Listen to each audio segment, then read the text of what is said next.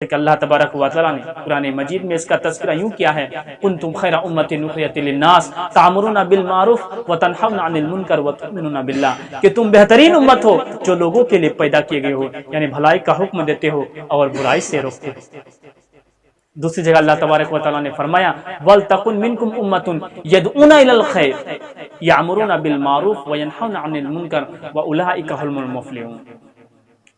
کہ تم میں سے ایک ایسی جماعت ہونی چاہیے جو لوگوں کو خیر کی طرف بلائے، جو لوگوں کو بھلائی کی طرف بلائے۔ وَيَأْمُرُونَ بِالْمَعْرُوفِ وَيَنْهَوْنَ عَنِ الْمُنْكَرِ وَأُولَٰئِكَ هُمُ الْمُفْلِحُونَ، اور بھلائی کا حکم دے اور برائی سے منع کرے، برائی سے روکے، یہی لوگ کامیاب ہونے والے ہیں، یہی لوگ فلاح پانے والے ہیں۔ برادران اسلام، اللہ تبارک و تعالیٰ نے ان دونوں آیتوں میں امت مسلمہ کو ایک بڑی ذمہ داری کا احساس دلایا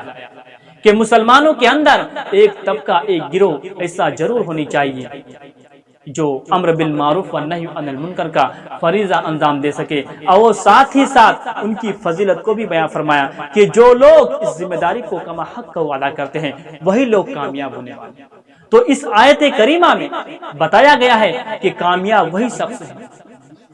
فلاح پانے والے شخص وہی ہے جو امر بالمعروف یعنی بھلائی کا حکم دے اور برائی سے منع کرے۔ میرے بھائیوں،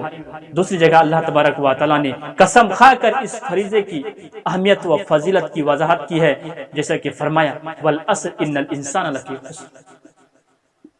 الا الذین آمنوا وعملوا الصالحات وتواصوا بالحق وتواصوا بالصبر، قسم ہے زمانے کی کہ تمام انسان خسارے میں ہے، تمام انسان گھاٹے میں ہے، تمام انسان بربادی میں ہے، سوائے وہ لوگ جو ایمان لائے اور نیک اعمال کیے اور صبر کی وصیت کی اور حق کی تلقین دی۔ تو میرے بھائیوں، معلوم ہوا ہے کہ جہنم کی آگ سے بچنے کے لیے جیسے ایمان ضروری ہے، ویسے ہی لوگوں کے درمیان صبر و خیر کی تلقین کرنا، وصیت و نصیحت کرنا ہر مسلمانوں کی ذمہ داری ہے۔ تو اس آیت کریمہ میں بتایا گیا ہے کہ امر بالمعروف والنہی عن المنکر کا فریضہ یعنی بھلائی کا حکم دینا اور برائی سے منع کرنا، یہ سارے مسلمانوں کی ذمہ داری ہے اور اسے فرض بتایا گیا ہے۔ اسی طرح ایک بہت ہی پیاری حدیث ہے، نبی کریم صلی اللہ تعالی وسلم نے فرمایا من رأى منکم منکرا فلیغیر بیدہ فإن لم یستطع فبلسانہ فإن لم یستطع فبقلبہ وذلک اضعف الایمان۔ نبی کریم صلی اللہ تعالی وسلم نے فرمایا کہ من رأى منکم منکرا فلیغیر بیدہ، کہ تم میں سے کوئی بھی آدمی اگر کوئی منکر کام دیکھے، کوئی غلط کام دیکھے، کوئی برائی کا کام دیکھے، تو اس کی ذمہ داری یہ بنتی ہے کہ وہ سب سے پہلے اپنے ہاتھ سے روکے۔ فإن لم یستطع فبلسانہ، اگر ہاتھ سے بھی روکنے کی طاقت نہ ہو تو اسے چاہے کہ اپنی زبان سے روکے۔ فإن لم یستطع فبلسانہ فإن لم یستطع فبقلبہ، اگر ہاتھ زبان سے بھی روکنے کی طاقت نہ ہو تو وہ اپنے کم سے کم دل ہی دل میں اس کو برا جانے، اور یہ ایمان کا سب سے ادنا درجہ ہے۔ تو اس حدیث سے ہم اور آپ کو یہ معلوم ہوا کہ امر بالمعروف والنہی عن المنکر بہت ہی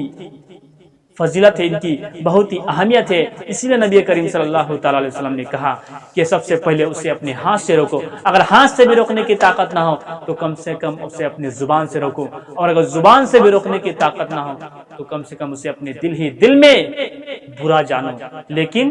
بھلائی کا حکم دو اور برائی سے منع کرو۔ میرے بھائیو، امر بالمعروف والنہی عن المنکر کا فریضہ ایک ایسا اہم فریضہ ہے